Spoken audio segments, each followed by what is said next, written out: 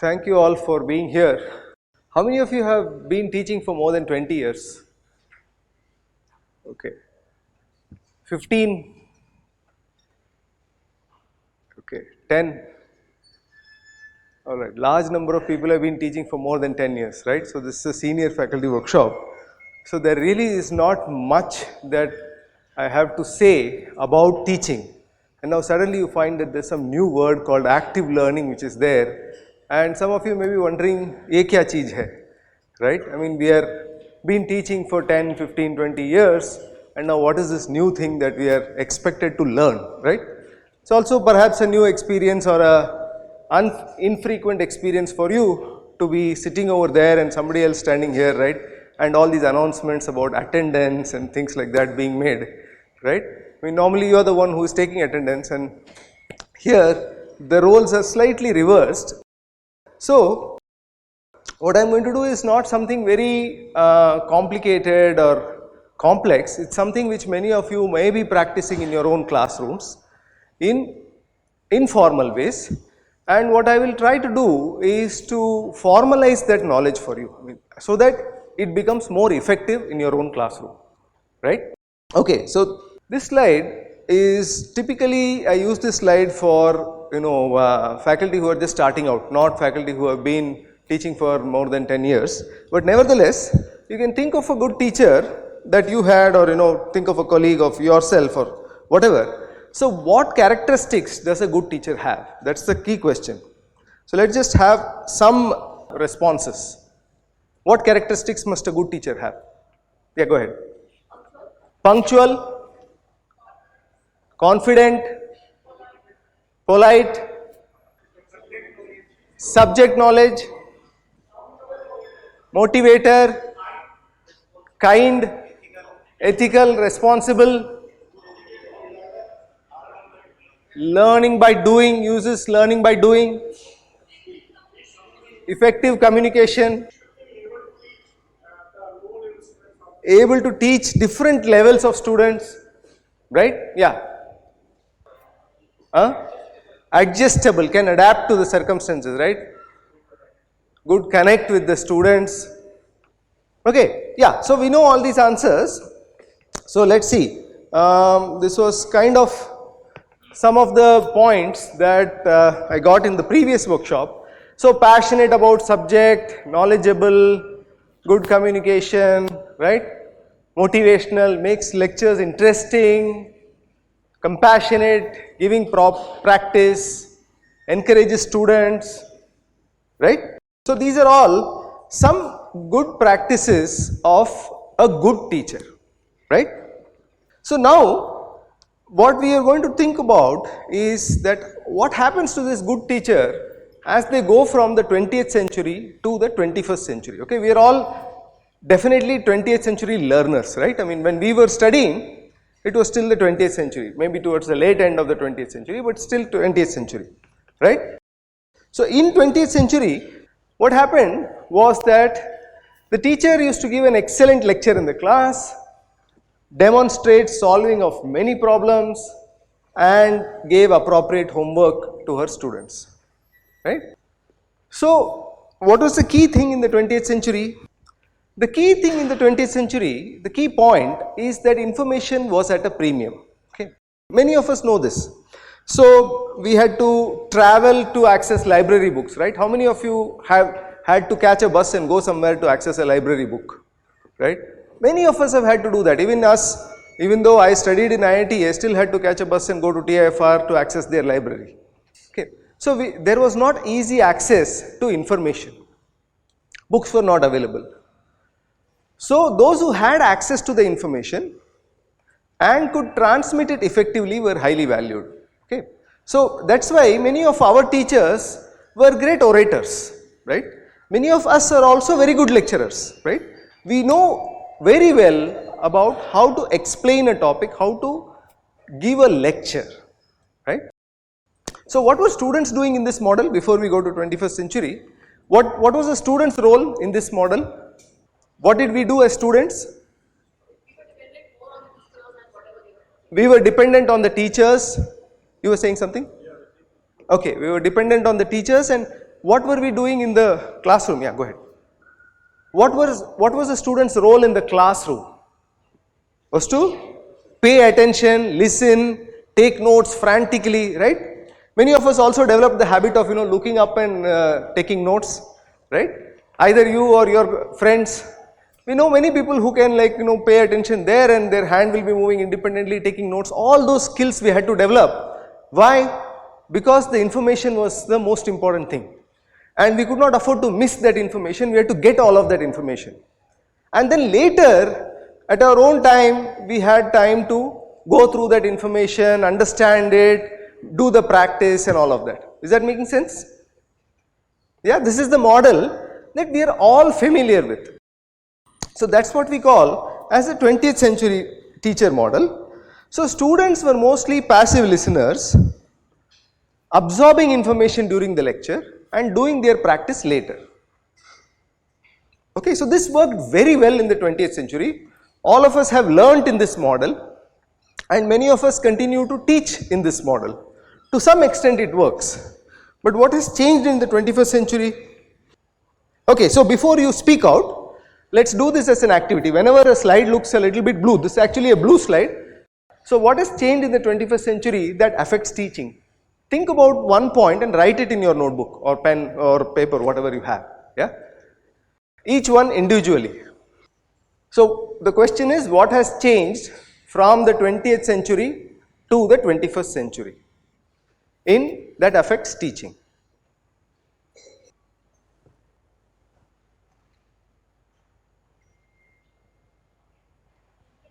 Just hold on. I will give you a chance to answer. Just write down for now. Okay, most people seem to have written something, so let me go to the next step. So now everybody is sitting with somebody, right? So discuss the changes with your neighbor. Okay, see what answer you wrote, see what answer your neighbor wrote, and together come up with one way you can adapt to the changes as a 21st century teacher.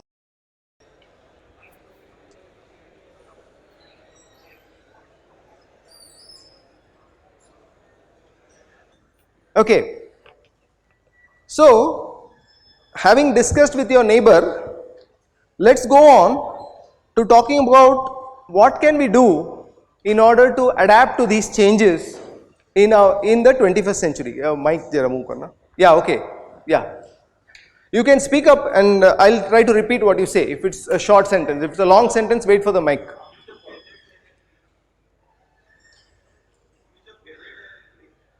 Use of gadgets has increased, so how can you adapt?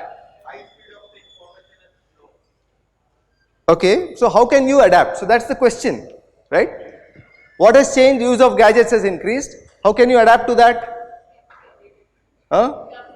We have to be updated with the information. Okay, that's one way. Information is easily available. Okay, so what can we do as teachers? We skip giving more information and do what? We still have to engage the class for 1 hour. We have to do some illustration, yeah. We have to ensure the authenticity of the information, yes. Okay. We may have to flip the classroom. What does that mean?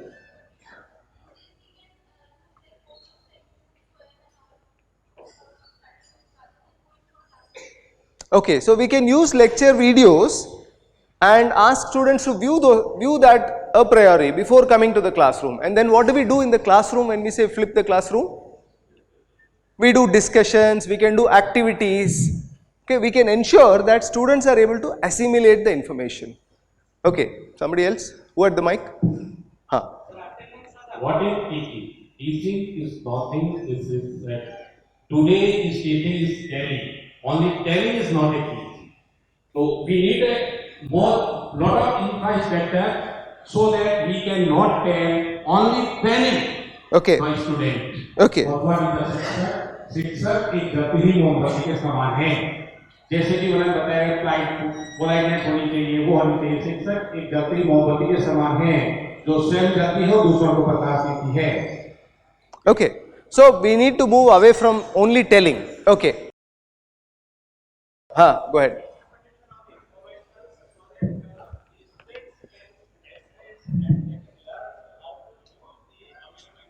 Okay. We have to make it easy for students to assimilate and use the information easily. Distance learning has become easier, okay. Anything else? What else can you do with this? We have to make it more application based. We can show more examples, okay, we can show simulations.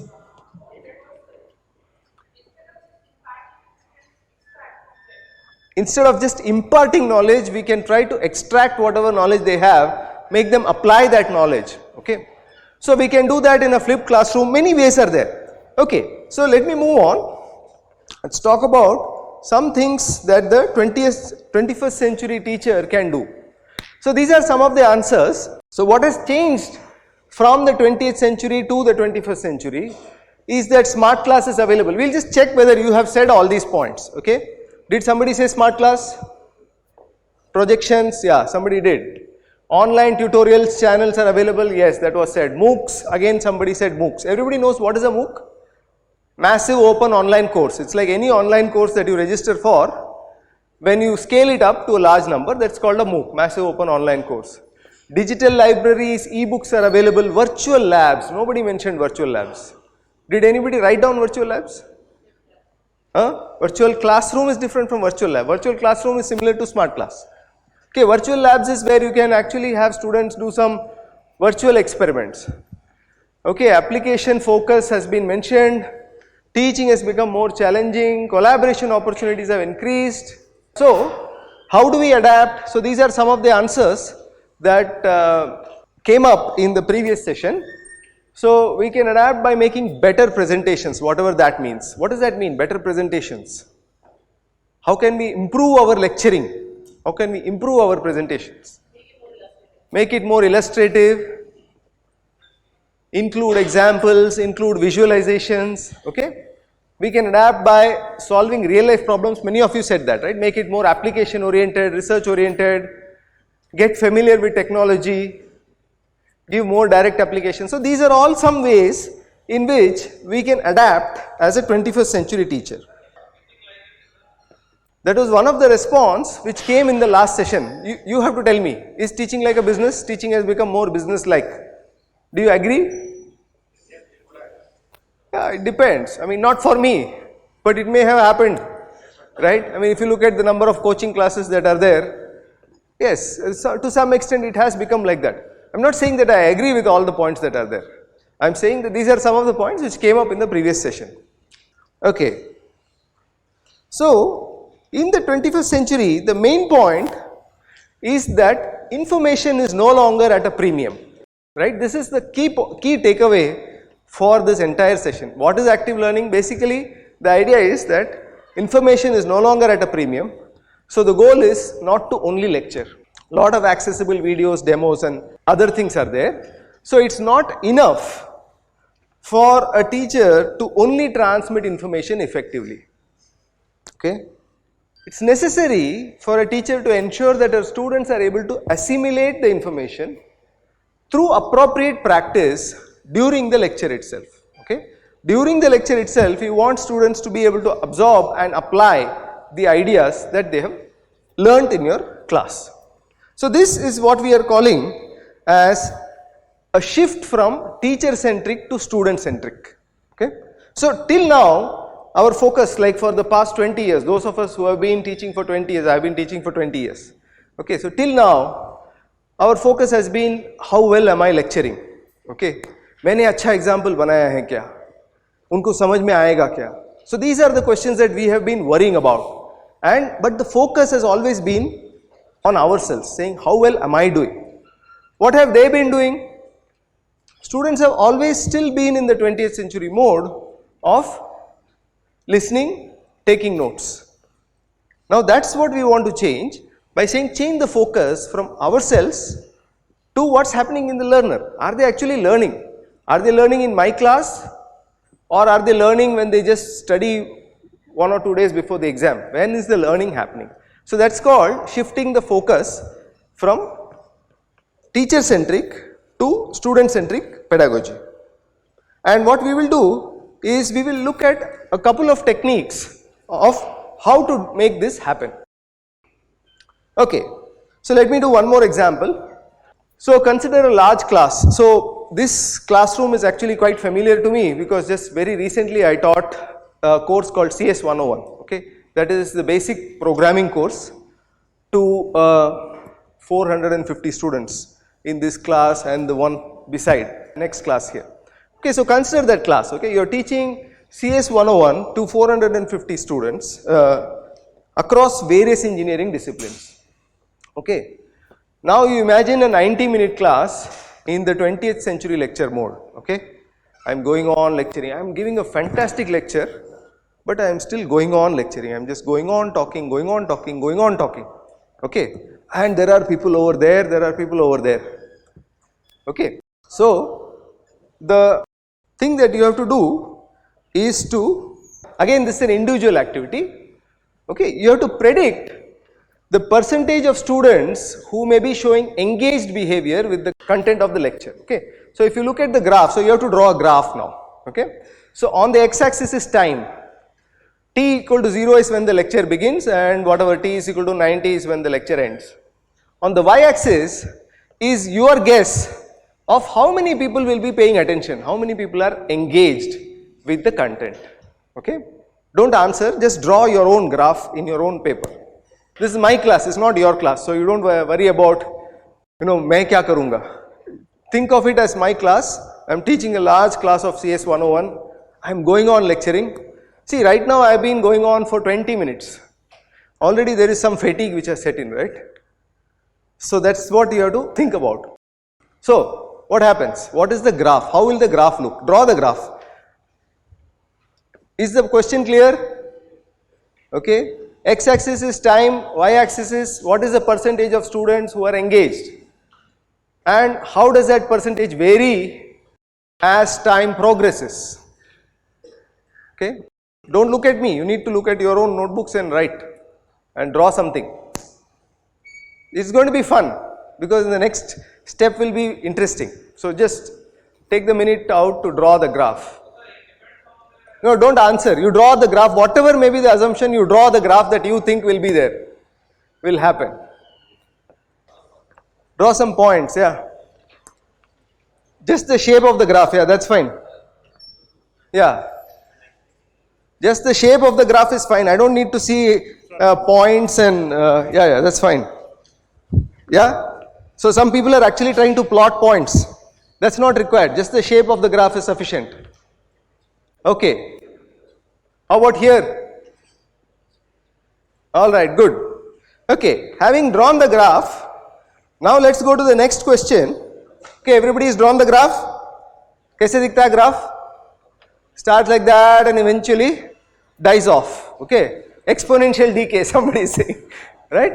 Okay, that's again another good graph. It starts, it decays, suddenly there is a spike, and then again it goes off. Okay, or it's a graph like this, it's some kind of a bell-shaped curve. So pretty much it starts high and slowly peters off, then the instructor does something, panics, and then again it goes up for a little while and again it peters off. Essentially that's how the graph of any large class is going to look. Okay, so this is pretty much how it will look, some variant of this one. Okay, so now here's an important question for you, pay attention. Okay, so now you look at your neighbor's graph, you can compare कि आपने ऐसा क्यों किया, मैंने ऐसा क्यों किया, and then come up with one technique, not two techniques, come up with one technique that can make the graph look like what I have drawn. Okay, where the engagement is more or less sustained, even in a large class. Okay, so you can, if three of you are together, three of you can talk. So look at each other's graphs.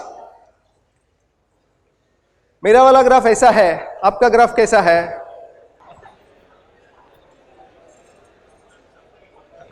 Okay. Yeah. So what do you do to make the graph look like that? What will you do as an instructor? You have been teaching for how many years? Yeah. So we'll take all the answers. Come up with a list and make a list and keep.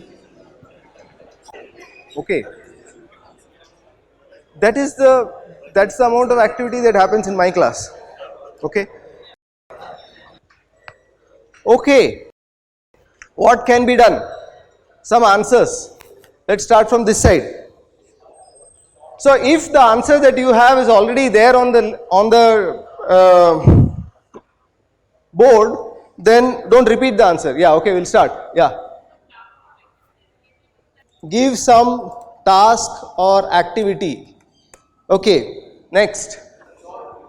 Short videos. Okay, show short videos. Okay. What happens if I show short videos? Okay, we'll come to that. Okay, real life problems.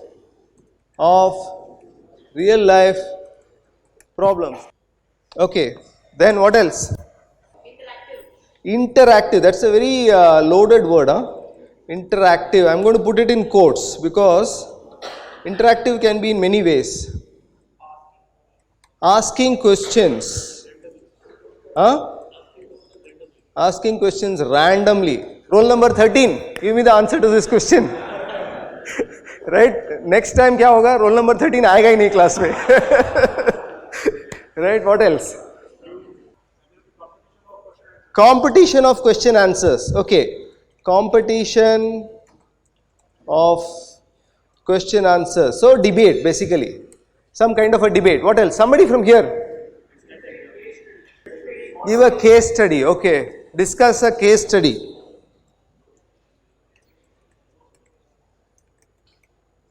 Okay. Discuss a case study. What else? Saying some jokes. Yeah, I was waiting for that one. Okay. Saying a joke. Okay, what happens when you say a joke? Some attention comes up, right? Storytelling, okay, telling some story, saying a joke, storytelling, taking attendance.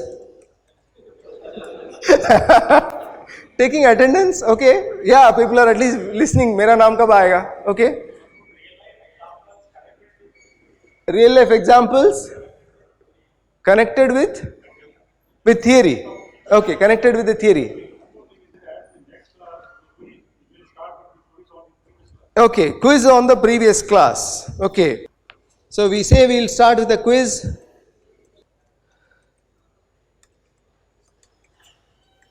So if I say that next class mein quiz hone wala hai, on this class, everybody is going to pay attention, right? Okay, that's one way. Yeah, anything else? Varying the pitch, yeah, suddenly I scream, right? Varying the pitch. So suddenly I scream and then people feel, okay, kya ho gaya isko? And they are all looking at me. Yeah, so now we'll come to evaluating these strategies. Okay, is it more or less captured? Everybody's ideas are on the board? Sharing own experience, okay.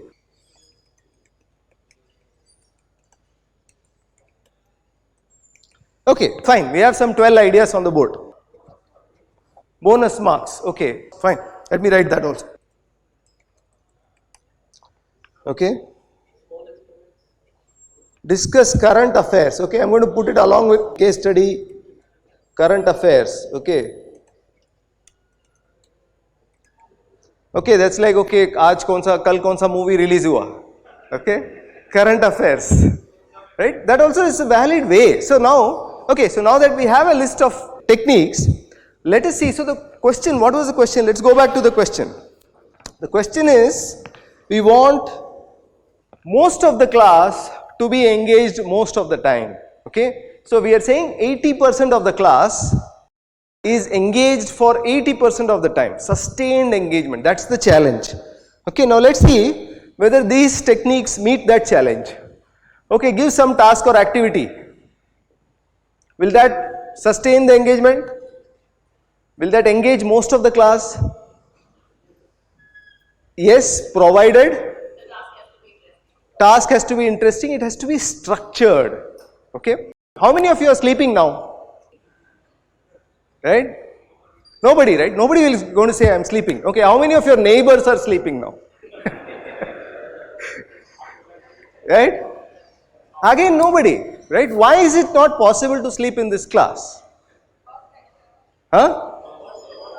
First lecture नहीं, first lecture में तो नींद आता है. Lunch के बाद तो ज़्यादा नींद आता है, ठीक है. So not just because of the first lecture, because the way the activity is structured. Okay, you are not talking to me, you are talking to your neighbor.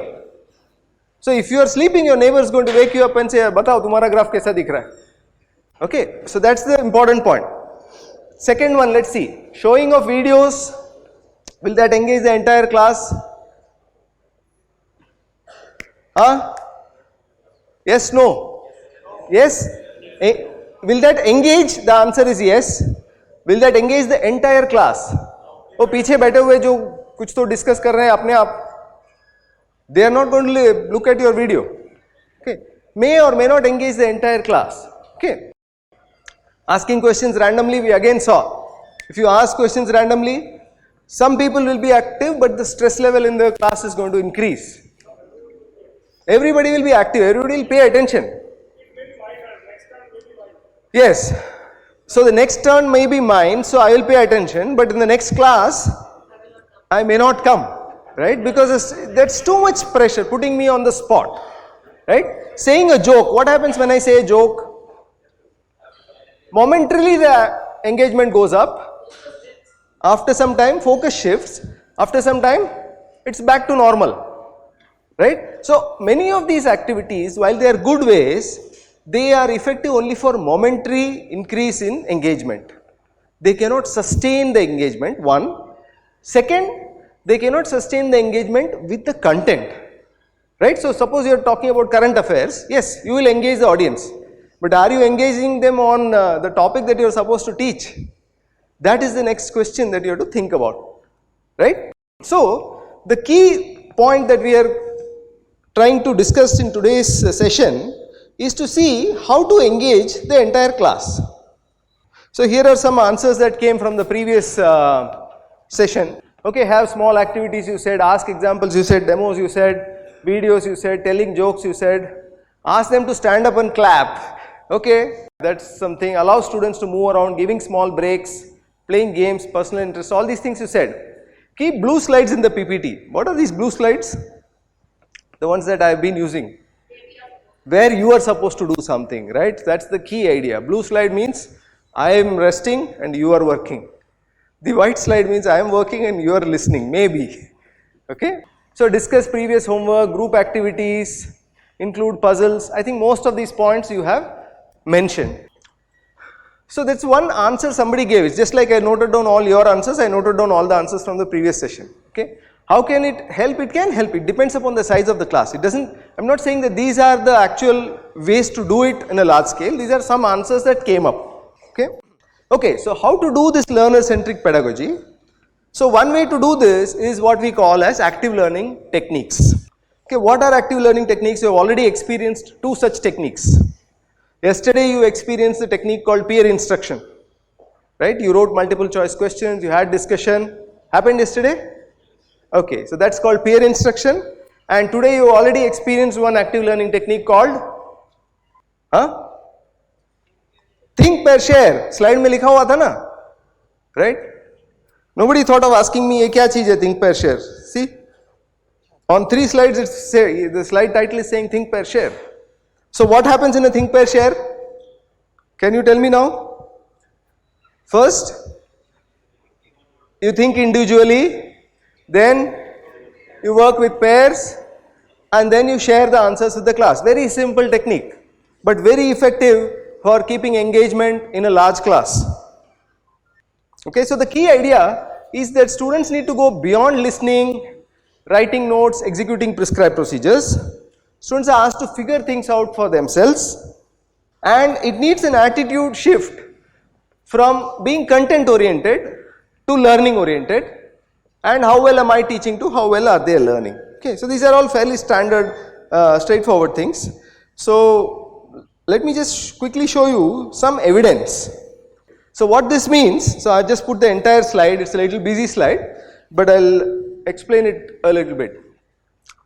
So now we've been talking about these active learning techniques, peer instruction, think, pair, share and all. And many people ask the question, are they really effective? Is it really useful? So that's why there was a study of 62 physics courses done, across 6,000 students and across a large number of universities.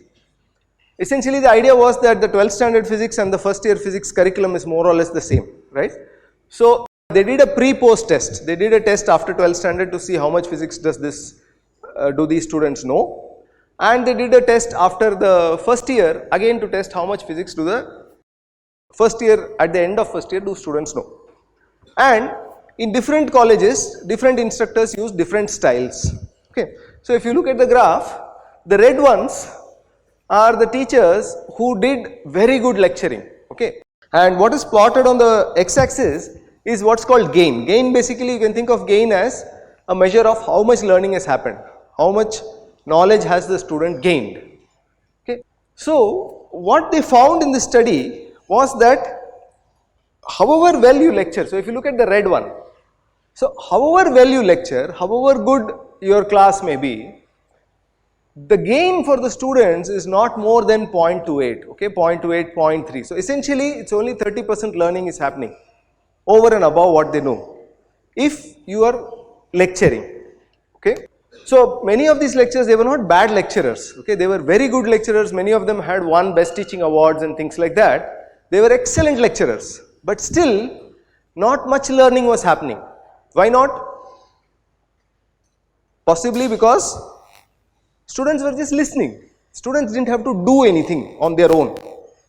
On the other hand, if you look at the green one, the gain started from 0.2 and went all the way up to 0.7. So any teacher who is using active learning techniques, including new teachers, okay, who have been in the system for only 1 or 2 years, if they were using active learning techniques, suddenly they found that in their class, a lot of learning is happening, irrespective of how good the lecturing is. So that was the basic evidence for saying that we must incorporate these active learning techniques in our classes, okay. None of these are new techniques, okay. This technique, think, pair, share technique, was invented in 1980, okay. It's 1980, 1990, that's since then people have been using it. We are just coming to know of it now. Many of us have used it in an informal manner, right. In your class, you have asked students to work things out. You ask them to do group discussion. It's not that हमको कुछ पता नहीं है, पता है हमको. All that is important is to make it formal. Because when you make it formal, it is effective for the entire class. Okay, that's the only additional point that I am making here. It's not like, how many years have you been teaching? 15 years you have been teaching. What is there for me to teach you about teaching? There's not much left. I just have to add a little bit small things. So don't worry about whether I am giving you notes or whether I am not giving you notes. That's not important. If you get that one idea and you are able to implement it in your classroom, we are done. Okay, so now let's look at this question.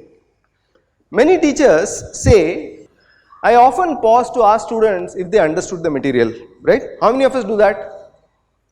Sab log karte hain, right? We all do that.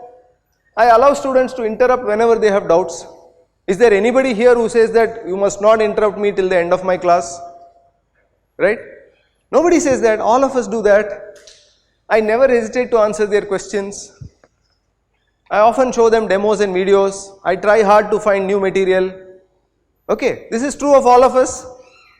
So people say that, okay, my lectures are very interactive. Isn't this active learning? Yes or no? Yes, how many people think yes? Few, okay, no. Fewer people think no. What about the rest? Maybe? Yeah? Maybe?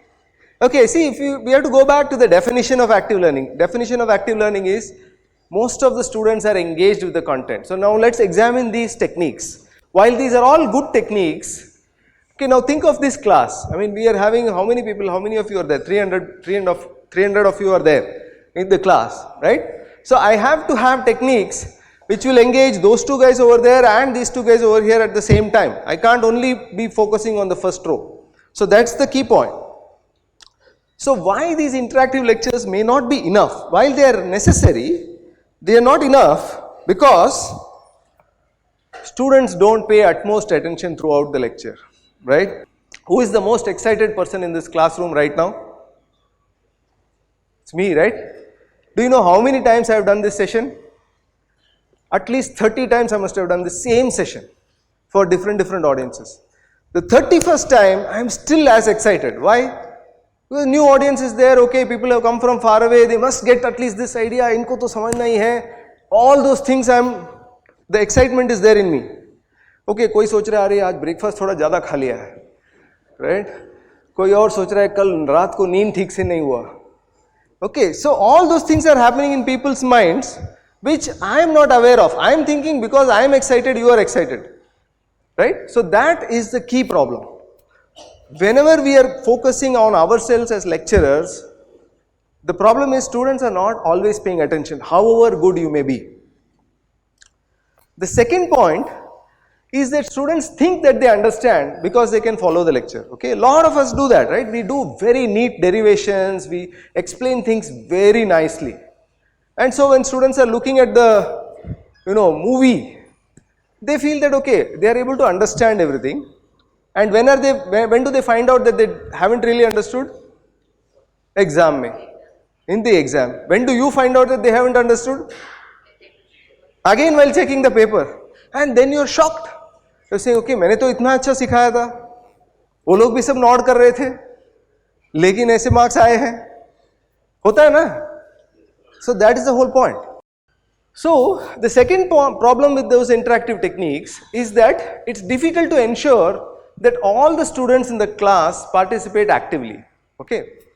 So if we are doing that interactive lecture, students with high motivation, okay, often students in the first few benches, they'll drive it, they'll keep asking questions, they'll keep interacting with the instructor. And what happens to us as instructors? We think that entire class is following. Okay. We have no idea what's going on in the back benches, right? We don't know whether they are on their phones or they are looking here or they are looking there. I'm looking at all of you. But we think that okay, sabko samajh mein aa raha hai. That is one problem.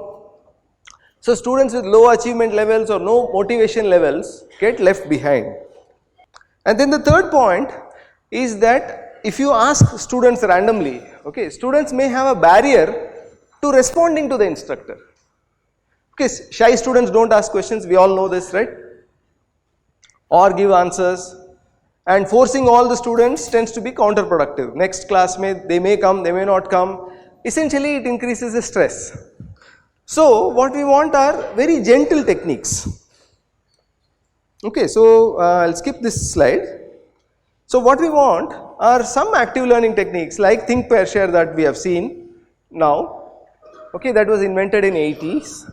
Or peer instruction that we saw yesterday, that was invented in the 90s.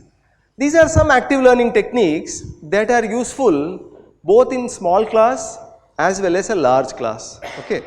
So the key point is to learn the technique systematically and use it in your classroom.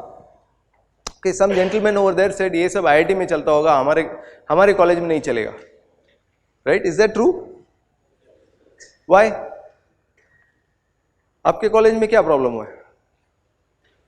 Yeah, go ahead. No, so let him speak, yeah. Okay.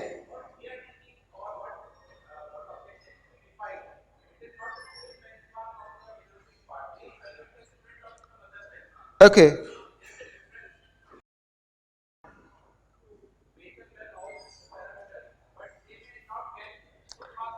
That is okay, so that point is well taken. So the point here that he is making is that students, if they are being evaluated, if the paper is being set by somebody else, and I have put in a lot of effort to make sure my students understand, but paper may, if there are only recall level questions, write short note on type of questions, right, then there is no use. Students are only going to do that. That's a very good point. That point is well taken. For that we need control on the exam. But nevertheless, what is useful is, since anyway the students are there in front of you, they might as well learn something about how to apply the concepts, okay, and it may be useful to them elsewhere. So the only point about these techniques is that they help students grapple with the content and assimilate the content.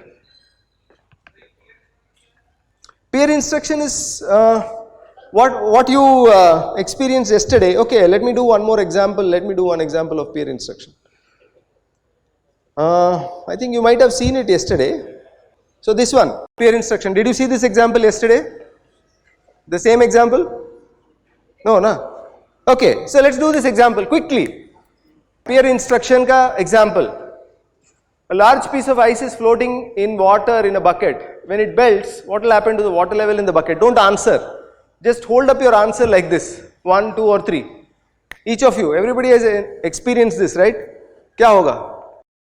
Yeah, don't hold it up high also. Just so that I can see.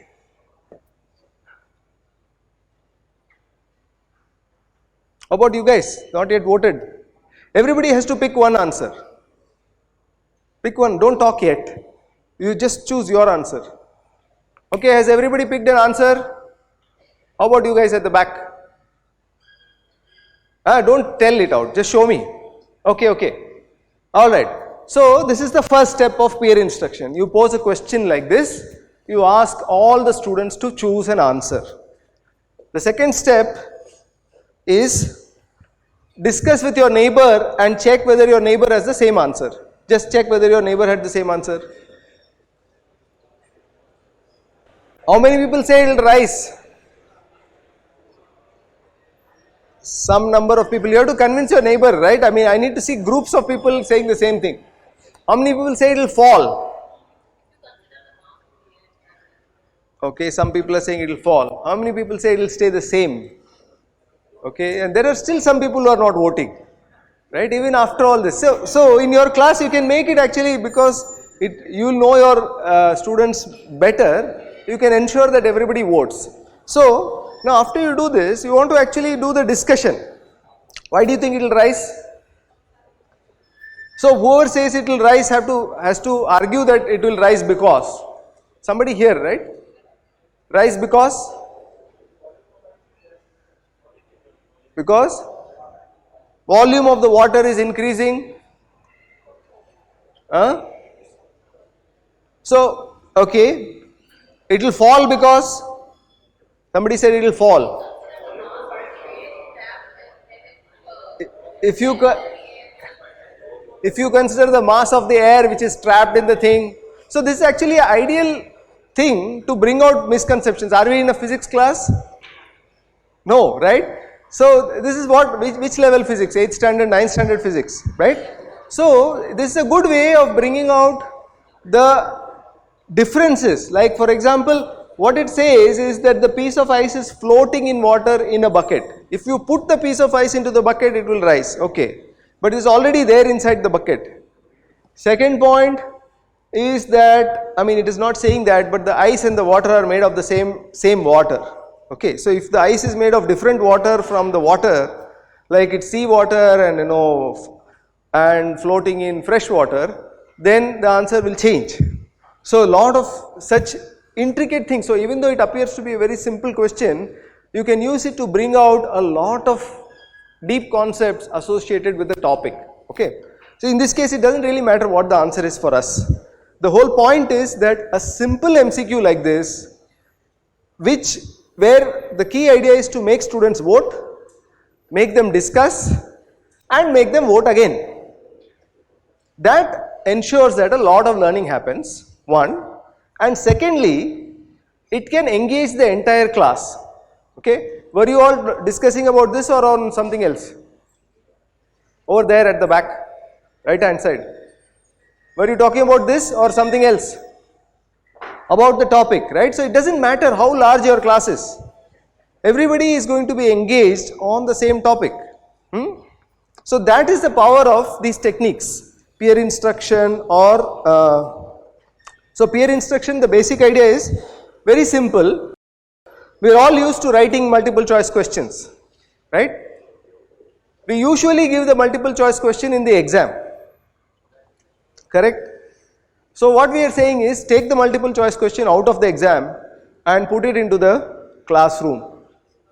So ask a question, make students vote individually, okay? Make students vote individually, let there be some peer discussion, and then you have a class discussion and then go into the lecture. Very simple technique, but very effective technique for engaging the entire classroom. Okay. Second technique was think, pair, share that we just saw. Okay. So I'll go back to the think, pair, share.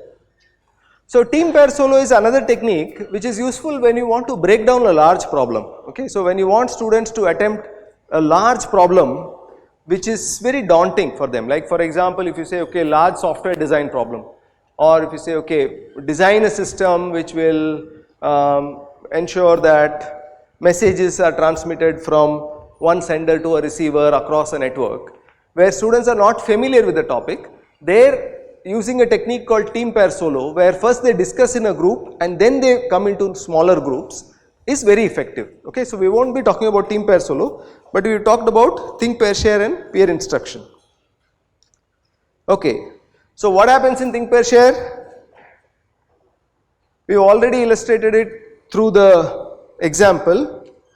Why use TPS is that well-known challenges in large classes can be addressed, and it's a relatively easy way of achieving the benefits of small group cooperative learning in a large class. Okay, I mean, I can't stress this enough. Like if you look at this class, there are 300 people in the class, and the technique is effective to keep 300 people engaged at the same time. So that's the power of such techniques. Okay. So all these slides are available on my web page, so I'm not going to read out the definition and so on. So essentially what happens is, first you make the student think individually, then they work in pairs, and finally they share their answers with the entire class. Okay, so let me just put up all these 3 points. So teacher asks a specific question and students have to think and write their own answer. Okay, you had 2 things in which to do think, pair, share already. One was the graph, and the other was what changes in the 21st century, from 20th century to 21st century. So any topic you can take and you can create a think, pair, share activity out of that, and it will ensure that the entire class is engaged. Okay, one reason why it works very well is because you are expressing your idea, right? When you think and you write, you are writing your answer. It's not like you are listening to my answer and you are noting down my answer. So it's your own answer that you are writing. And because you are writing your own answer, there is some investment in discussing it with your neighbor, and there is some investment in ensuring or in understanding why that answer works, does not work, and so on. Okay. So in the pair phase, teacher asks another question related to the previous one, and they share their thinking with each other and proceed with the task. And in the share phase, students share their thinking with the entire class. Okay, it has many benefits. I'll just list down a few. Okay, so it works because students are actively engaged. Were you all engaged? It's been more than an hour into the class. Okay, students learn from each other. Is that happening? Students can tackle large, ill-structured problems. Okay, other benefits are that it makes the class interactive. People realize that others are also struggling. This is a very important point, right? Often, students in our classes, they don't ask questions because they feel सिर्फ मुझे नहीं आता है. But when they realize that okay, मैंने 2 बोला था, उसने भी 2 बोला है, ठीक है, maybe it's okay that I'm not the only dumb guy in this class. Okay, the moment you realize that, it's fine. You feel a little bit of a motivation goes up. Okay, so it builds a friendly yet academic atmosphere, and most importantly, it includes all the students in the teaching learning process. Okay. Yeah. Okay.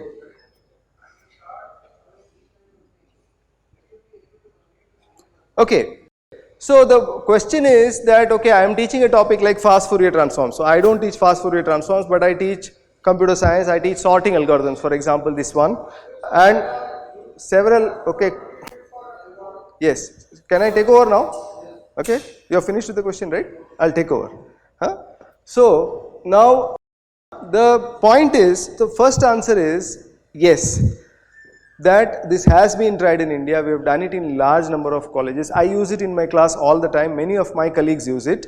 We have even written papers about it. Okay, so this 80% engagement. So if you go to my website, you will find that my students have actually sat in this class. When I was teaching CS 101, My education technology PhD students have actually sat in this class and done observations, saying, okay, how many people are on task, how many people are playing with their mobiles and things like that, and they've come up with numbers to say that, okay, look, it does work for 80% of the class for 80% of the time. That is the first point. Second point is, does it work for technical subjects? The answer is yes. Okay. It depends upon how well you are able to construct the question. Okay, now I cannot talk about fast Fourier transforms, but what I can talk about is sorting algorithms. Okay, so typically it's a similar topic. So sorting algorithms typically takes 3 to 4 lectures. Okay, because you start with selection sort, then you go on to quick sort, then you go on to merge sort. Okay, how many people are CS faculty here? Okay, there are enough people are there. Okay, so you explain one topic after another, one sorting algorithm after another, then you do the derivation of their order of complexity, all that is familiar, right? So what I did in CS 101, which actually does not include the topic of sorting. Sorting actually comes in data structures, the next course. CS 101 is not really the one. What I said was, okay, consider an unsorted array of n elements. If you look at the example. So the think phase only says, write the pseudocode for sorting the array. Everybody knows how to sort. Okay, it doesn't matter whether you're a computer science student or any other student. Everybody has their own idea of how they are going to sort the numbers. That's what the student writes down. Okay, in the think phase. In the pair phase, once you have some algorithm and you have some other algorithm, in the pair phase, it says that, okay, discuss your answer with your neighbor and do the pros and cons analysis of your algorithm. Okay, so some people say, okay, my algorithm, whatever algorithm that I have come up with, will work very well if the numbers are already sorted from ascending to descending, or if the numbers are jumbled in this manner, or if this is the range of the numbers, and so on and so forth. Okay, so that is the second thing that happens in the pair phase. So in the share phase, what I did was, I said, okay, let's hear some answers in the classroom. Okay, so what happens is, somebody here will say that, okay, I am going to do the sorting in this manner. So all I did, it was this very same board that had to be used. It was in this very classroom. So all I said was, okay, this is one idea which somebody has put up, okay, which was to say that I am going to take every element, find its place in the array and put it in its correct place. Okay, so that was one idea. And I said, okay, all those who have similar ideas need not speak up. Is there anybody who has a different idea? Then somebody else says that, okay, I am going to look at I am going to first find the highest element in the array and I am going to put it at the end. Then I am going to find the second highest element. So that way, what happened in the class was, in a 1.5 hour class, all these sorting algorithms were actually reinvented by the students. Not in their complete detail. Okay, they won't be able to talk about the order of complexity of that algorithm, but they had got the basic concept of all these algorithms. So something that would have taken me 3 lectures actually took 1 lecture. Okay, so this kind of thing, however much I tell you कि ऐसा होता है, you won't be convinced. Yeah, sure. So it will change only if you try it. No. Go ahead. Okay, go ahead. The thing is, these techniques are basically taught to management, right? So let me complete. Go ahead. When you are giving this course for technical teachers, very specifically examples from technical education subjects. Yes. That would be more useful for us. When you are talking about sorting algorithm, how would you sort the number? How would you sort the number? And students are coming up with useful ideas that I know a person checking technical is for they will be able to do that. The person who will be able to sort the algorithm, research behind it, then he came up with this idea. Not in 15 minutes, he cannot come to that idea. Yeah, go ahead. No, so, okay, so maybe we'll discuss afterwards, but the key point is, I'm not saying that the student is going to invent the entire algorithm at the same time, immediately, okay. What I'm saying is that the basic concepts can be taught to students. This is not something which only management people use, okay. I have used it in CS 101 extensively. I teach 2 courses, programming and networks. In both the courses, I have used them extensively. Even Professor Gadre has used it in his signals and systems courses. So here is another example. where when we are talking about designing software, again how you can use think, pair, share to design software. Okay, and there is one activity that we can look at on our departmental website. Let me just show you the departmental website. So if you go to our department website, there, and if you look at resources, teaching resources, you will find these resources, all these lectures and slides that I have been using, they are available here. So we have created resources which actually help you to plan your TPS activities. So, and if you look at the end of it, there are examples from technical topics. It's not just examples from some, like as you mentioned, it's not just a management type of a topic. There are a lot of technical topics for which we have been able to write these examples and make students do. Okay? So I won't ask you to write these questions. I'll just do one more activity and then we'll stop, okay, even though we are a little ahead of time. So we have looked at this peer instruction technique. So what we have done is we have looked at peer instruction as one technique. We have looked at think, pair, share as another technique. Okay. So now the third thing that I want to talk about is how to use visualizations in your class. Okay. So normally what do we do? Visualization, suppose you are showing a demo. What do we do normally? We show a demo in the class, right? So here is a demo. This probably did not play yesterday. It was shown. The video didn't play. Okay, so let me play it. So did you guys do the activity of deciding what's going to happen? What's going to happen? Is it going to go front or back? Stationary? Okay, shall I play it? Okay, today it'll probably play. So if you look at it, so where did it go? Was your answer correct? No? Okay, look at it again. Okay, so when you push the trolley, the balloon actually goes ahead. So again, the point is not the physics part of it right now. What I want to illustrate is the power of flipping the showing. So normally what we would have done is we would have simply shown this video in the class and we would have had a running commentary along with it. We would have said, देखो अभी ये आगे जा रहा है, and so on and so forth, right? So that would have been our normal way of teaching this topic. Instead, if we pause the video, ask a question, make students think, make students vote, and then continue with the video, it has been shown to be very effective. So this is all that I am saying. Just take your multiple choice question out of your exam, put it in your class. Instead of simply showing a video, pause the video and ask students a question about it, make them think. And the third one is, instead of simply explaining something, create a think, pair, share activity by which students can come up with at least the basic ideas of that on their own. Okay. So I think that's about all I have to say. I mean, I was going to actually make you write a think, pair, share question, but it doesn't appear that many of you are in the mood to write a question right now. So we'll stop here. Okay.